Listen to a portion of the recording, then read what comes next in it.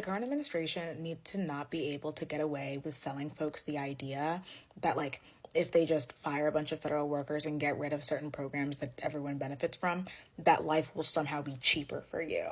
Because it won't be. Let's just use the FAA as an initial example, right? Despite the fact that there was just a plane crash of historical proportions in DC, the FAA is currently having cuts en masse. Like, I mean, hundreds of air traffic control employees losing their jobs. But not to worry, America's favorite billionaire, Elon Musk, let everyone know that, like, it's not a big deal.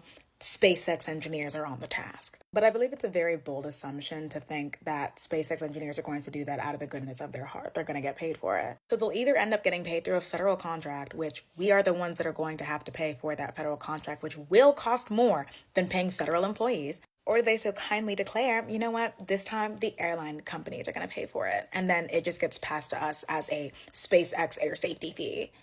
This same principle is also at play when we look at, like, the federal government just creating problems that doesn't exist to criminalize people. Like with the Lake and Riley Act, when an undocumented person is just accused of a crime and they're required to be put into detention because it's a safety issue. Or when the new Secretary of Health and Human Services says that people who are on SSRIs and stimulants need to be put into, like, wellness farms and weaned off of their medication, creating a false correlation between folks who are on these medications and people who kill kids in schools. Because the claim is that life will be easier, safer, and these people won't be a public charge. And then all of a sudden there's a new, like, $500 billion contract with Core Civic or the GEO group with the federal government because they are a private prison contractor and they seek to gain off of mass criminalization.